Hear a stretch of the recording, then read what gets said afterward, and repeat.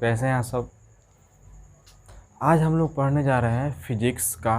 Physics में पढ़ने जा रहे हैं हम लोग 12th क्लास के चैप्टर है इलेक्ट्रिक करंट। इलेक्ट्रिक करंट आप लोग 10th क्लास में पढ़ चुके हैं, तो ये आप लोग को कुछ ज़्यादा ही समझ में आएगा शुरू का। बाद का तो इंटर का आएगा, लेकिन शुरू में हम लोग चर्चा करेंगे कि 10th क्लास में जो पढ़े थे उसको और 12th क्लास में है जो उसको दोनों को हम लोग रिलेट करेंगे। ठीक है, तो अभी हम लोग पढ़ने जा रहे हैं इलेक्ट्रिक करंट। अब इससे पहले हम लोग जस्ट अभी ख़त्म किए हैं इलेक्ट्रोस्टैटिक्स, तो हम लोग थोड़ा सा दोनों में डिफरेंस समझ जाते हैं कि दोनों में डिफरेंस क्या है, और उसी का जस्ट अगला चैप्टर ये कैसे है। अभी हम लोग पढ़े थे इलेक्ट्रोस्टैटिक्स, पढ़ चुके हैं वो लोग। अभी हम लोग जा रहे हैं इलेक्ट्रिक करंट। ठीक है, इलेक्ट्रोस्टैटिक्स यहाँ पे लिखा है स्टैटिक्स। इलेक्ट्रो मतलब चार्ज, मतलब स्टैटिक चार्ज के बारे में पढ़ना है। स्टैटिक चार्ज के बारे में हम लोग पढ़े हैं, मतलब स्थिर आवेश के बारे में पढ़े हम लोग अभी तक, स्थिर आवेश के बारे में पढ़े हैं। ठीक है ना। इलेक्ट्रिक करंट में कैसा पढ़ना है, तो इलेक्ट्रिक करंट में पढ़ना है मूविंग चार्ज के बारे में। इसके बारे में मूविंग चार्ज के बारे में। ठीक है, हम लोग इलेक्ट्रोस्टैटिक्स में पढ़े हैं स्टैटिक चार्ज मतलब स्थिर आवेश के बारे में, लेकिन यहाँ पे आवेश कैसा होगा, गतिशील होगा। कैसा होगा, गतिशील होगा। ठीक है, और यहाँ पे आवेश हमारा कैसा होगा, गतिशील आवेश। तो हम लोग इलेक्ट्रोस्टैटिक में पढ़े कि आवेश जब स्थिर था तो क्या क्या प्रभाव हो सकता है। तो वहाँ पे लोग आवेश जनरेट किए, फिर आवेश का गुण पढ़े, विद्युत क्षेत्र पढ़े, विद्युत विभव पढ़े, और भी बाकी चीज़ पढ़े हम लोग। यहाँ पे वहाँ पे सब था कि जहाँ भी आवेश था सब स्थिर था, लेकिन यहाँ पे आवेश क्या होगा, गति में होगा। आवेश क्या होगा, गति में। तो आवेश गति में होगा तो क्या क्या प्रभाव हो सकता है। ठीक है, वैसे भी हम लोग 10th क्लास में पढ़े थे आवेश के प्रवाह के दर को, मतलब आवेश प्रवाह करता है, मतलब आवेश चलता है, तब उसके दर को हम लोग बोलते हैं इलेक्ट्रिक करंट। तो सेम टू सेम यहाँ पे आवेश कैसा होगा, मूव करेगा, गति करेगा। ठीक है, अब गति करेगा आवेश, तो भी यहाँ पे दो केस बनता है। हम लोग क्या क्या बनता है, तो ये भी देख लेते हैं। मूविंग चार्ज, मूविंग चार्ज अगर हमारा है यूनिफॉर्म मोशन, तो यूनिफॉर्म मोशन मतलब यहाँ पे जो चार्ज है उसमें कोई एक्सेलरेशन नहीं है। एक्सेलरेशन क्या है, 0। ठीक है, तो अब यहाँ पे जो प्रभाव होगा वो हम लोग पढ़ेंगे इलेक्ट्रिक करंट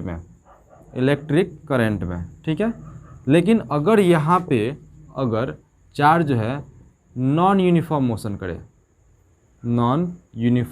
मोशन, तो क्या होगा, अगर चार्ज हमारा नॉन यूनिफॉर्म मोशन करे तो यहाँ पे इलेक्ट्रिक करंट तो आएगा ही।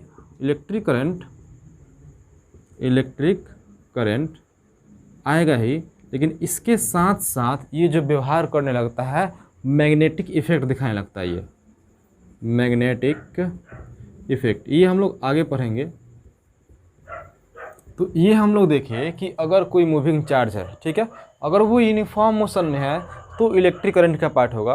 अगर वो नॉन यूनिफॉर्म मोशन में है तो इलेक्ट्रिक करंट के साथ साथ मैग्नेटिक इफेक्ट भी दिखाने लगता है। वो लोग नेक्स्ट चैप्टर में पढ़ेंगे। ठीक है, तो अभी हम लोग पढ़ने जा रहे हैं कि चार्ज है जो कि मूव करेगा, और चार्ज मूव करेगा वो भी कैसा मोशन होगा, तो यूनिफॉर्म मोशन होगा।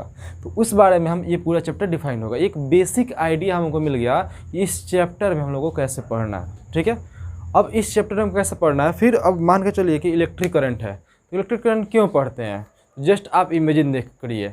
आप जो भी वीडियो देख रहे हैं क्यों देख रहे हैं, बिकॉज ऑफ इलेक्ट्रिक करंट। अगर इलेक्ट्रिक करंट नहीं रहता तो ये चार्ज नहीं होता तो आप देखते नहीं। इलेक्ट्रिक करंट के बदौलत ये पंखा चलता है, हमारा फ़ोन चलता है, लैपटॉप चलता है। जितना ये फ़ोन से आजकल यहाँ से अमेरिका बात कर लेते हैं, तो बिना इलेक्ट्रिक करंट के आप सोच भी नहीं सकते हैं, है ना। तो इलेक्ट्रिक करंट के बारे में सबसे पहले दिया कौन, इसका कौन सा साइंटिस्ट था भाई। देखिए इलेक्ट्रिक करंट के खोज बहुत पहले हो चुका है, लेकिन इसका यूज हम लोग नहीं कर पाए थे, है ना। तो इलेक्ट्रिक करंट का यूज करने के लिए हमारे साइंटिस्ट जो थे अलेसांद्रो वोल्टा, जो कि एक बैटरी का आविष्कार किए थे, गैल्वेनिक सेल या वोल्टेइक सेल। वो हम लोग देखते हैं, थोड़ा सा इंट्रोडक्शन देख लेते हैं बस। ये पढ़ना हम लोगों को केमिस्ट्री का पार्ट है ये सब, लेकिन थोड़ा सा इंट्रोडक्शन देख लेते हैं। हमारे साइंटिस्ट साहब आए थे अलेसांद्रो वोल्टा। ठीक है, ये साइंटिस्ट जो दिए थे वोल्टेइक सेल और गैल्वेनिक सेल, ये भी अलग साइंटिस्ट का नाम है लेकिन दोनों का लगभग सेम होता है। गैल्वेनिक सेल, ठीक है, वोल्टेइक सेल और गैल्वेनिक सेल, ये एक सेल बना है जिससे हम लोग हम इलेक्ट्रिक करंट यूज कर सकते हैं, उससे हमको इलेक्ट्रिक करंट मिलता है ना। इलेक्ट्रिक करंट का खोज हो गया था लेकिन हमको यूज करना है ना। मान लीजिए इलेक्ट्रिक करंट नहीं रहेगा तो आप यूज कैसे कर पाएंगे, बिना इलेक्ट्रिक करंट के आप बल्ब कैसे जलाएंगे, ये जो वीडियो है वीडियोस कैसे शूट होगा, ठीक है, या पंखा कैसे चलेगा।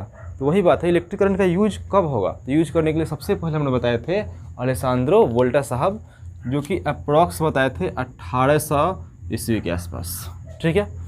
तो ये लोग वोल्टेइक सेल और गैल्वेनिक सेल क्या होता है, ये केमिस्ट्री के पार्ट है लेकिन हम बेसिक इंट्रोडक्शन देते हैं। ये जो काम करता है हमारा इनडायरेक्ट रेडॉक्स रिएक्शन पे काम करता है, इनडायरेक्ट रेडॉक्स रिएक्शन पे काम करता है। ये किस टाइप से होता है, एक बेसिक हम स्ट्रक्चर देते हैं।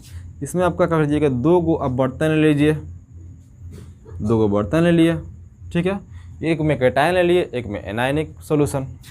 क्या लेते हैं, मान लीजिए आप एक इसमें जिंक रॉड डाल दीजिए, जिंक रॉड हो गया, एक में हम कॉपर रॉड डाल देते हैं, ये आसान है, कोई दिक्कत नहीं है। एक में जिंक रॉड डाल दिए, एक कॉपर रॉड। अच्छा, जिंक रॉड जिसमें हम डाले हैं उसी में इसी का सॉल्यूशन लेंगे, जिंक सल्फेट का। तो जिंक सल्फेट क्या होगा, Zn2 + SO4 2- के रूप में जिंक सल्फेट ले लिए। और यहाँ पे कॉपर है तो कॉपर सल्फेट ले लिए, Cu2+ + SO4 2-। जिंक सल्फेट ले लिए और कॉपर सल्फेट ले लिए। अब कुछ नहीं करना है, एक वायर से इन दोनों को जोड़ देना है। अब क्या होता है, जिंक और कॉपर में कॉपर का इलेक्ट्रॉन गेन करने का टेंडेंसी ज़्यादा होता है, तो कॉपर जिंक से इलेक्ट्रॉन गेन करने लगता है, तो इलेक्ट्रॉन का प्रवाह होने लगता है जिंक से कॉपर की ओर। और इलेक्ट्रॉन पे क्या होता है, चार्ज, मतलब आवेश, आवेश मतलब आवेश का प्रवाह होने लगा, आवेश का प्रवाह होने लगा तो यहाँ विद्युत धारा का प्रवाह होने लगा। तो सेम टू सेम एक बेसिक दे दिए, ये लोग आविष्कार कर दिए अलेसांद्रो वोल्टा साहब इनडायरेक्ट रेडॉक्स रिएक्शन पे, वो केमिस्ट्री का पार्ट है। इस टाइप का हमारा गैल्वेनिक सेल होता है जो कि हमारा काम करता है और इसी से हम लोग इलेक्ट्रिक करंट निकाल सकते हैं, ठीक है, और इससे हम लोग इलेक्ट्रिक करंट का कुछ काम कर सकते हैं, ठीक है। तो ये हम लोग, यही हमारे जो साइंटिस्ट थे पहले सबसे पहले यूज करके बताया कि भाई आप इलेक्ट्रिक करंट को ऐसे बना सकते हैं, ठीक है। अब हम लोग आते हैं कि इलेक्ट्रिक करंट होता क्या है, ठीक है। अब हम लोग ओरिजिनल टॉपिक पे आते हैं।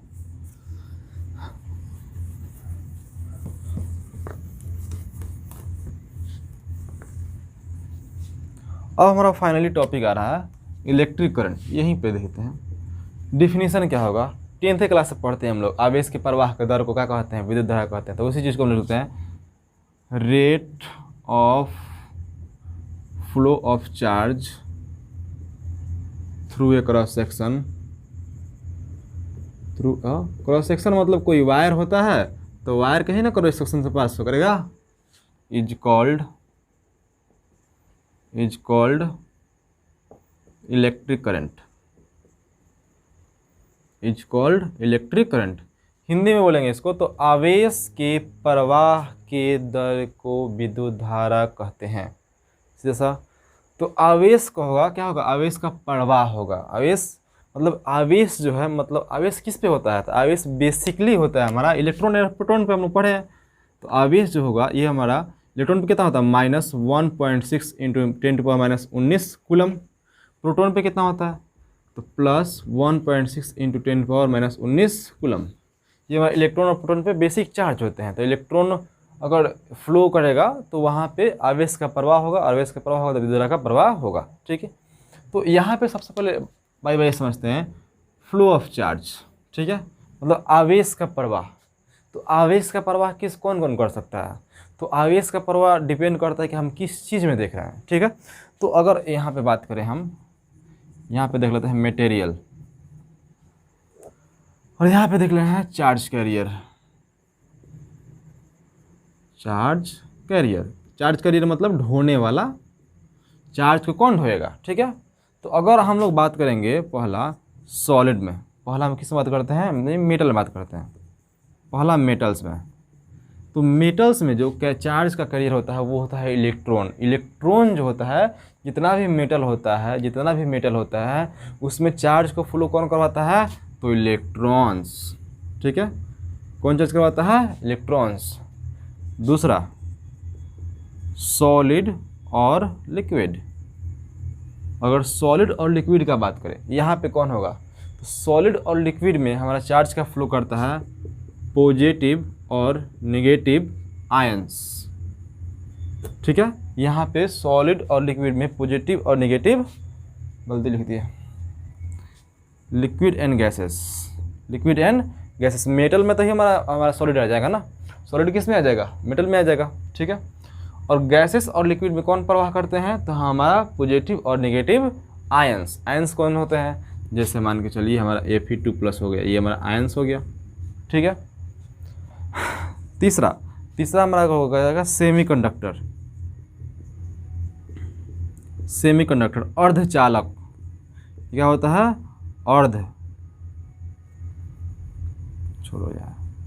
अर्धचालक। अर्धचालक में हमारा क्या होता है, इलेक्ट्रॉन एंड होल्स। होल्स मतलब कोटर, होल्स मतलब कोटर। ठीक है, तो सेमीकंडक्टर में जो है चार्ज का फ्लो करवाते हैं इलेक्ट्रॉन और कोटर। तो याद रहेगा, हमारा मेटल मतलब सॉलिड में जो चार्ज का कैरियर कौन होता है, इलेक्ट्रॉन का फ्लो करवाता है। गैस और लिक्विड में कौन होता है, तो हमारा पॉजिटिव और नेगेटिव आयन। पॉजिटिव और नेगेटिव, अभी हमारा जो बैटरी बनाए थे वो लिक्विड था, जो बैटरी बनवाए थे वो क्या था, लिक्विड। उसमें फ्लो कौन करवाते हैं, पॉजिटिव और नेगेटिव आयंस। सेमीकंडक्टर तो एक स्पेशल चैप्टर ही बनाया गया है, वहाँ पे हम लोग पढ़ेंगे इलेक्ट्रॉन्स और होल्स होता है। ठीक है, इलेक्ट्रॉन और होल्स होता है, कोटर, ये होता है हमारा विद्युत धारा का प्रवाह करवाते हैं। ठीक है, अब हम लोग बढ़ते हैं आगे। ये हम लोग देख लिए फ्लो ऑफ चार्ज के बारे में। ठीक है, अब आते हैं, यहाँ पे लिखा है रेट। रेट मतलब बटा समय, रेट मतलब बटा समय। अच्छा, हम पॉइंट वाइज करके लिखवा देंगे, पहला पॉइंट ये हो जाएगा। ठीक है, दूसरा पॉइंट हम लिखवाते हैं, मिटाए इसको, कोई दिक्कत ना है। दूसरा पॉइंट, फॉर्मूला I इंस्टेंटेनियस बराबर Q/T। हमारा ऊपर क्या होता है, आवेश, चार्ज, रेट मतलब बटा समय अपॉन टाइम। ठीक है, कैसे होता है, तो कुछ नहीं, एक हमारा कंडक्टर ले लेंगे, एक हमारा कंडक्टर ले लिए, इसको कुछ नहीं करना है, बैटरी से जोड़ देना है। अब जैसे इसको बैटरी से जोड़ोगे तो इधर से करंट फ्लो होगा, इलेक्ट्रॉन का फ्लो इधर होगा, करंट के डायरेक्शन के अपोजिट। ये हम लोग 10th क्लास में पढ़े हैं। तो इंस्टेंटेनियस मतलब किसी क्षण अगर हम लोग विद्युत धारा या इलेक्ट्रिक करंट निकाले तो Q/T कर देते हैं, या डिफरेंशियल फॉर्म में आप कर सकते हैं ऐसे, I इंस्टेंटेनियस बराबर dQ/dt, ऐसे भी कर सकते हो, कोई दिक्कत ना है। ठीक है, अब हम लोग इसको ऐसे भी लिख सकते हैं, Q बराबर IT, Q बराबर IT भी लिख सकते हो, या I इंस्टेंटेनियस बराबर Q/T भी लिख सकते हो। ठीक है, तो किसी क्षण हम लोग निकालना होगा तो Q/T लगा सकते हैं, किसी क्षण मतलब किसी समय पर, निश्चित समय पर। अब आता है एवरेज, करेंट एवरेज, तो उसमें क्या हो जाएगा, चार्ज का चेंज अपॉन टाइम का चेंज। ठीक है, चार्ज का चेंज, डेल्टा मतलब होता है चेंज, इसको ऐसे भी आप लिख सकते हो, Q2 - Q1 upon T2 - T1, ऐसे भी कर सकते हैं, कोई दिक्कत नहीं है। मतलब चार्ज में चेंज अपॉन टाइम में चेंज, के रेशियो को हम लोग बोलेंगे एवरेज करंट। ठीक है, अब हम लोग आगे बढ़ते हैं, इसका SI यूनिट। ठीक है, SI यूनिट बढ़ते हैं, तो SI यूनिट कैसे निकलता है, फॉर्मूला से ही निकल जाता है, सिंपल सा। फॉर्मूला क्या होता है, I बराबर Q/T, I बराबर Q/T, तो कूलम पर सेकेंड हो जाएगा, लेकिन इसका SI यूनिट होता है एम्पियर। इसका SI यूनिट क्या होता है, एम्पियर। लेकिन एक इसको ए से डिनोट करते हैं, एक एम्पियर जो होता है 1 कूलम पर सेकेंड के बराबर होता है। ठीक है, 1 एम्पियर क्या होता है, 1 कूलम पर सेकेंड के बराबर होता है। ठीक है, अब हम लोग बात करें इसके डायमेंशन क्या, हम लोग बात करते हैं इसका डायमेंशन बीमा का। ये तो हम लोग देख लिए मात्रक, अब आते हैं बीमा। तो बीमा इसका क्या होता है, तो नॉर्मल सा या तो आप ये लिख दो या तो आप आई लिख दो, दोनों से। ये फंडामेंटल यूनिट है, फंडामेंटल यूनिट पता होगा, 9th क्लास में पढ़े होगे, 11th में पढ़े होगे, फंडामेंटल यूनिट। मतलब इसको आप किसी और के रूप में नहीं तोड़ सकते हो, ये खुद एक फंडामेंटल यूनिट होता है। 7 फंडामेंटल होता है, मतलब आधारी राशि हिंदी में बोले तो आधारी राशि कितना होता है 7, तो 7 में से एक विद्युत धारा भी होता है, ठीक है ना। तो वैसे ही हमारा देख लिए डायमेंशन। अगला हम लोग बात कर ले डायमेंशन के बाद कि ये स्केलर क्वांटिटी के वेक्टर। देखिए तो इलेक्ट्रिक करंट के पास डायरेक्शन और मैग्नीट्यूड दोनों होता है। अगर हम 6 पॉइंट्स की बात करें, यहाँ पे मे भी ना दिखाई दे, 6 पॉइंट किस तरह मिटा रहे हैं हम।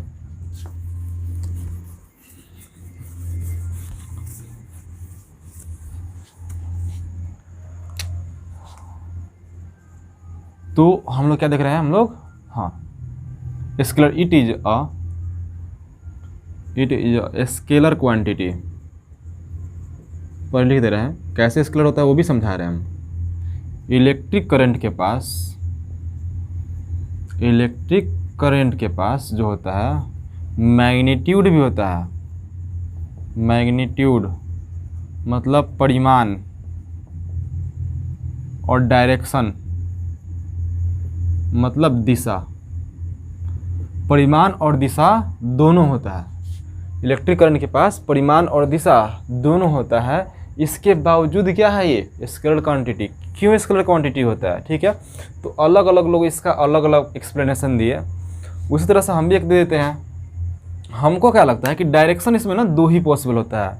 अगर किसी कहीं पर भी वायर है, कहीं पर भी वायर, तो इस पॉइंट पे क्या होगा, या तो करंट आते हैं या तो करंट जाते हैं। यही हो सकता है, या तो करंट आ रहे हैं या तो जा रहे हैं, चाहे कैसे भी है। मान लो आने वाला करंट है तो या तो करंट आएंगे ऐसे, ये सब डायरेक्शन एक ही है। करंट आप आ रहा है जैसे भी है, इसका कोई फिक्स डायरेक्शन नहीं है। वायर ही लेते हैं तो वायर का कोई फिक्स डायरेक्शन होता है क्या, नहीं। उसके बाद चार्ज का फ्लो है ना, तो चार्ज का फ्लो तो कैसे भी हो सकता है ना। तो या तो मान लो यहाँ पे कोई बिंदु है, आवेश आ रहा है ना, आवेश का फ्लो हो रहा है। तो अगर कोई बिंदु पे हम कहीं रास्ते पे हम लोग बैठे हैं तो हम लोग क्या देखेंगे, या तो कहीं से एक उस रास्ते से कहीं से आदमी या तो आ रहा है वहाँ पे, नहीं तो वहाँ से जा रहा है। ये नहीं होगा, कहीं पे हम लोग बैठे, यहीं पे बैठे हैं तो या तो यहाँ पे कोई आदमी आएगा, नहीं तो यहाँ से कोई आदमी जाएगा। 2 ही डायरेक्शन पॉसिबल है। तो करंट या तो इस पे आएगा या तो करंट जाएगा, ठीक है। तो डायरेक्शन कितना पॉसिबल है, 2 ही डायरेक्शन पॉसिबल है, या तो करंट का आना या तो करंट का जाना, ठीक है। अब हम लोग वेक्टर में पढ़े थे कि इसको हम लोग वेक्टर क्वांटिटी को हम लोग स्पेशल वेक्टर अलजेब्रा से जोड़ते हैं। वहाँ पे डायरेक्शन का महत्व होता था, वहाँ पे डायरेक्शन बहुत तरीके से हो सकते हैं, लेकिन यहाँ पे डायरेक्शन कितना होता है 2, ठीक है। तो अब सिर्फ 2 डायरेक्शन के लिए इसको वेक्टर क्वांटिटी बना दिया जाए, ये तो कोई मतलब उतना ज़्यादा थे ना, क्योंकि वेक्टर क्वांटिटी को जोड़ने में बहुत ज़्यादा मुश्किल आता है। स्केलर में क्या डायरेक्टली 2 + 2 4 कर दो, लेकिन वेक्टर में क्या है कि 2 + 2 डायरेक्टली नहीं है कि 4 होगा, कुछ भी हो सकता है ना। तो वेक्टर में थोड़ा जोड़ने में बहुत ज़्यादा परेशानी होगा। तो उस चीज़ से बचने के लिए साइंटिस्ट लोग क्या कर दिए कि यहाँ पे 2 ही डायरेक्शन है ना, हम क्या करते हैं, डायरेक्शन को अगर समझना है तो इसको अगर हम प्लस मान लेते हैं तो इसको हम लोग माइनस मान लेंगे, और सिर्फ प्लस और माइनस को के सहारे यहाँ पे हम डायरेक्शन को रिमूव कर देंगे। प्लस और माइनस को सहारे हम डायरेक्शन को रिमूव कर देंगे। अच्छा, यहीं पे प्लस होगा, यहीं पे माइनस होगा, ऐसे फिक्स है का? तो नहीं। अगर यहाँ पे प्लस मान हो तो यहाँ पे माइनस, अगर तुम यहाँ पे माइनस मानोगे तो यहाँ पे प्लस मानोगे, ठीक है। अपोजिट डायरेक्शन, तो अगर यहाँ पे डायरेक्शन को रिमूव कैसे किया जाता है, डायरेक्शन को रिमूव कैसे किया जाता है, तो प्लस और माइनस के सहारे, प्लस और माइनस का सहारे। तो प्लस और माइनस का सहारे तो हम डायरेक्शन को रिमूव कर दिए, तो बचा क्या, मैग्नीट्यूड। तो मैग्नीट्यूड होता है, तो मैग्नीट्यूड जिसके पास सिर्फ होता है उसको क्या कहते हैं, उसको क्या कहते हैं, स्केलर क्वांटिटी, ठीक है। अब ऐसा नहीं है कि इसके पास हम नहीं बोलेंगे कि डायरेक्शन नहीं होता, डायरेक्शन होता है, लेकिन 2 ही होता है, या तो करंट आएगा या तो करंट जाएगा, समझ गए। तो इसीलिए हम लोग बोलते हैं कि इलेक्ट्रिक करंट क्या है, स्केलर क्वांटिटी है।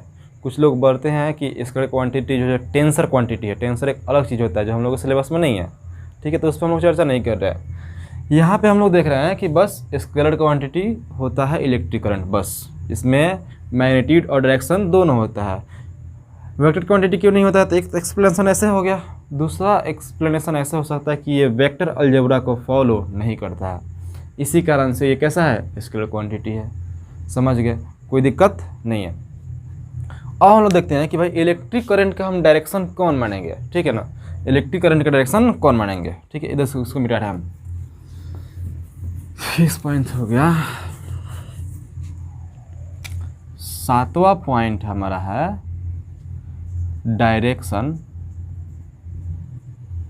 Of electric current.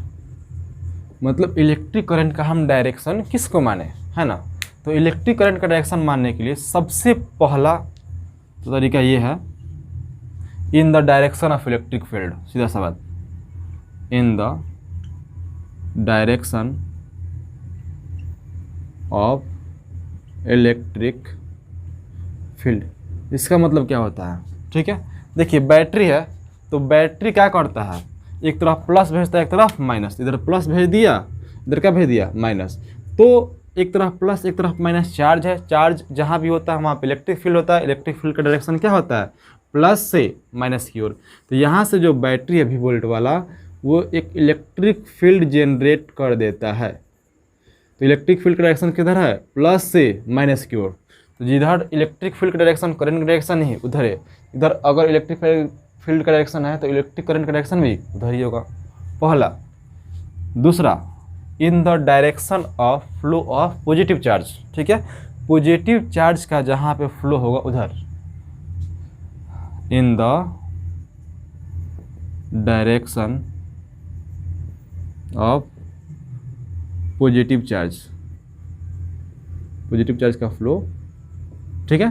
तो पॉजिटिव चार्ज का जिधर फ्लो होगा, पॉजिटिव चार्ज का जिधर फ्लो होगा उधर ही हमारा इलेक्ट्रिक करंट का डायरेक्शन मानेंगे। देखिए साइंटिस्ट लोग तो बोल कर चले गए कि भाई पॉजिटिव चार्ज, लेकिन यहाँ पे पॉजिटिव चार्ज के कारण होता है क्या फ्लो, नहीं, सिर्फ और सिर्फ इलेक्ट्रॉन के कारण।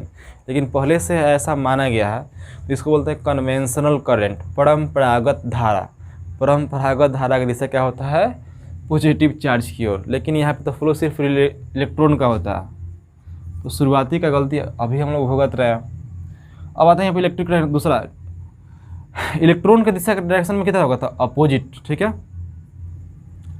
Just opposite to flow of electrons, just opposite direction, ठीक है। इलेक्ट्रॉन के जिधर फ्लो होगा उसके जस्ट अपोजिट डायरेक्शन में क्या होगा, इलेक्ट्रिक करंट का डायरेक्शन फ्लो होगा। तो बताओ कि करंट का फ्लो किधर हो रहा है, इधर से इधर। तो इलेक्ट्रॉन का फ्लो किधर होगा, जिसका जस्ट उल्टा, मतलब माइनस से प्लस। करंट का डायरेक्शन, करंट का फ्लो हो रहा है प्लस से माइनस की ओर, इलेक्ट्रॉन का फ्लो होगा माइनस से प्लस की ओर, ठीक है। एक चीज़ और बोल सकते हो यहाँ पे कि भाई ये भी हो सकता है कि इलेक्ट्रिक करंट का flow high potential to low potential, high potential to low potential. शुरू में यही दिया गया था, जब हमारा इलेक्ट्रॉन प्रोटॉन का खोज नहीं हुआ था तो इलेक्ट्रिक करंट का फ्लो बोला था कि हाई पोटेंशियल से लो पोटेंशियल की ओर हमारा इलेक्ट्रिक करंट का फ्लो होता है। जैसे पानी का प्रवाह क्या होता है, ऊंचा से नीचे की ओर, ठीक same to same electric current का फ्लो कैसा होगा, high potential to low potential की ओर। तो यहाँ पे इस प्लस वाले को माना गया हाई पोटेंशियल और माइनस वाले को माना गया लो पोटेंशियल, ठीक है। तो इस तरह से इसको मान लिया गया, प्लस वाले को हाई पोटेंशियल, माइनस वाले को लो पोटेंशियल। आगे हम लोग बढ़ते हैं। अब एक दो क्वेश्चन हम लोग देख लेते हैं कि क्वेश्चन से क्या होता है। क्वेश्चन से ना कॉन्सेप्ट क्लियर होता है।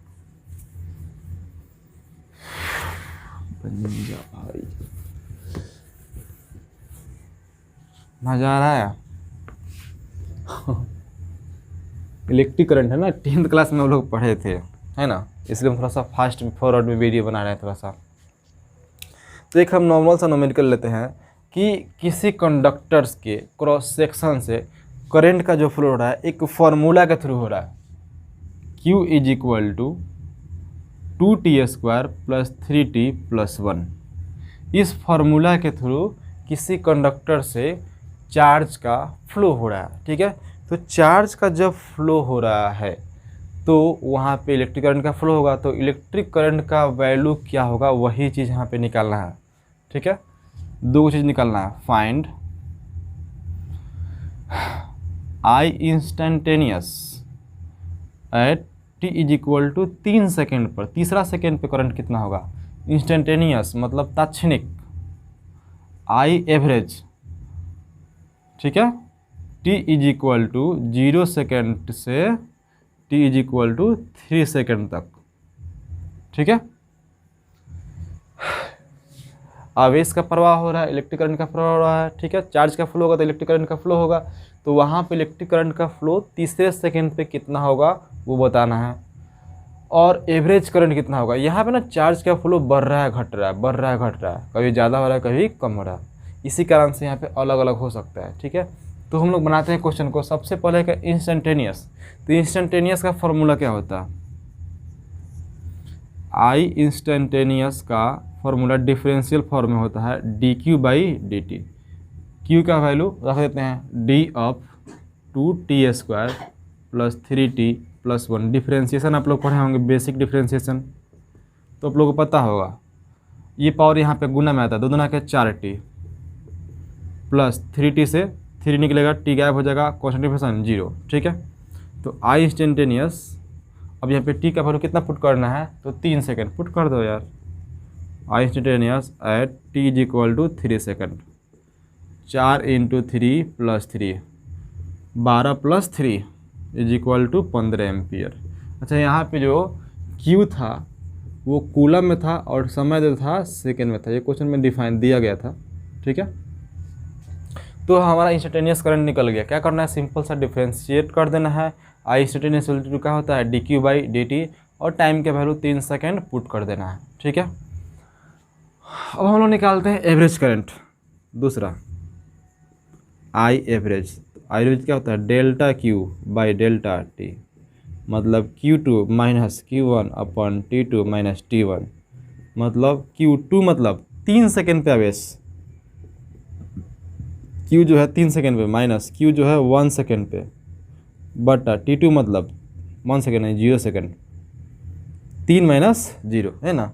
तो तीसरे सेकेंड में आवेश 3 कितना होगा, तो भाई यहाँ पे फॉर्मूला दिया गया था, यहाँ से निकाल लो यार, Q is equal to 2t² plus 3t+1, तो चार्ज निकालना है t बराबर 3 सेकेंड पे, तो t का मान 3 पुट कर दो, तो क्या कर देंगे 2 × 3² प्लस 3 × 3+1, 3 का स्क्वायर 9, 9 दूना 18 प्लस 9 प्लस 1, 9 1 10 18 28 कूलम, ठीक है।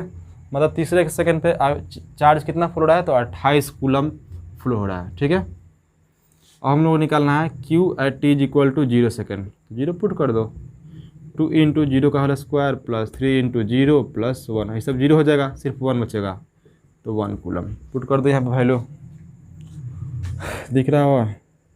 तीसरे सेकंड पे चार्ज कितना है 28 कूलम, 0 सेकंड पे चार्ज कितना फ्लो रहा है 1 कूलम बटा 3 सेकंड, 28 में से गया कितना हो जाएगा 27 कूलम अपन 3 सेकंड, 3 से काट देंगे 9 बार में, मतलब 9 कूलम पर सेकंड क्या होता है एम्पियर, मतलब कितना फ्लो हो रहा है, एवरेज करंट हो रहा है 9 एम्पियर, ठीक है। तो ये हम लोग एक बेसिक क्वेश्चन देख लिए, इंस्टेंटेनियस करंट कैसे निकालते हैं और हमारा एवरेज करंट कैसे निकालते हैं, ठीक है। आगे एक और न्यूमेरिकल लेते हैं, थोड़ा सा एकदम आसान कॉन्सेप्ट वाला। अगर ये समझ में नहीं आता तो वीडियो को थोड़ा सा बैक करो और बैक करके फिर दोबारा सा समझने की कोशिश करो, समझ में आएगा, एकदम आएगा, ऐसा कुछ भारी लॉजिक नहीं है।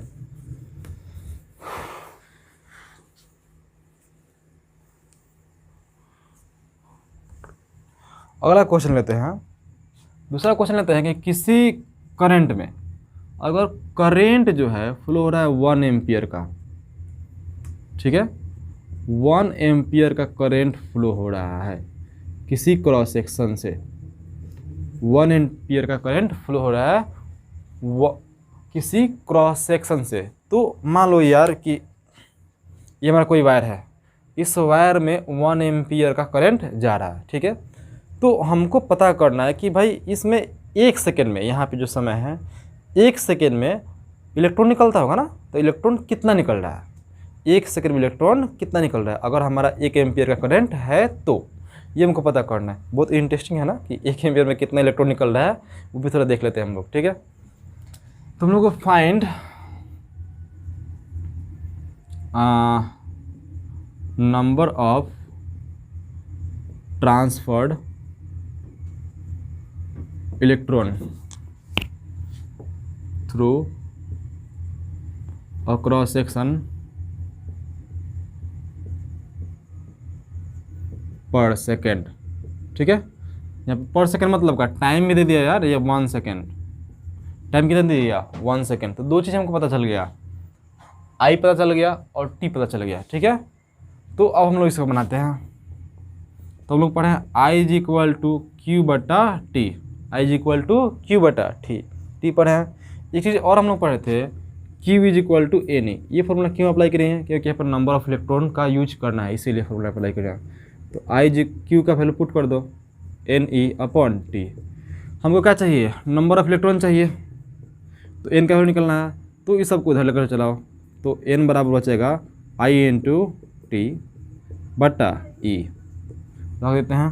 तो एन इज इक्वल टू आई का वैल्यू 1 एम्पियर, समय कितना है 1, इलेक्ट्रॉन पर चार्ज कितना होता है 1.6 इंटू 10⁻⁻19 कूलम।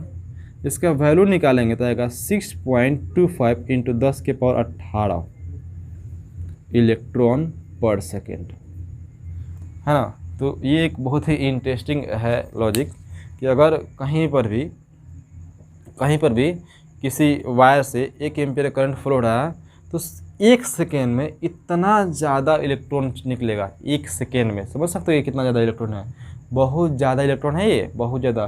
10⁻18 मतलब 18 को जीरो बैठा दो, इसमें 2 कटेगा तो 16 को, 625 पे तुम अपना जीरो बैठा दो 16 को, ऐसे 625 पे अपना ऐसे जीरो बैठा तो चले जाओ 16 को, कुछ ज़्यादा नहीं लगा इलेक्ट्रॉन।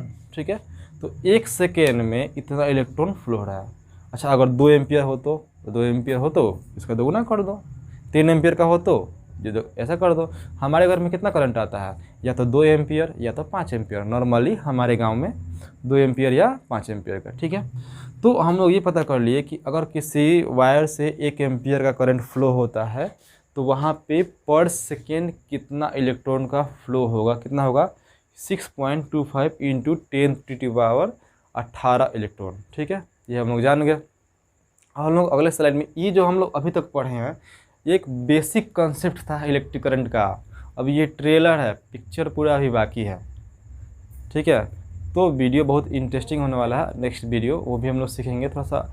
और हम अपने तरफ से कोशिश करते हैं कि जितना ज़्यादा डिटेल लेक्चर दें, डिटेल मतलब ज़्यादा डिटेल में, नहीं कि सिर्फ ऊपर ऊपर बता दिए हो गया, ऐसा ना, डिटेल लेक्चर दे। थोड़ा सा समझने में परेशानी क्या होगा, 1-2 बार देखेंगे तो आराम से समझ में आएगा। ठीक है, बेसिक कंसेप्ट समझ में अगर पढ़े हो तो और ज़्यादा अच्छी बात है। ठीक है, तो देखते हैं आगे।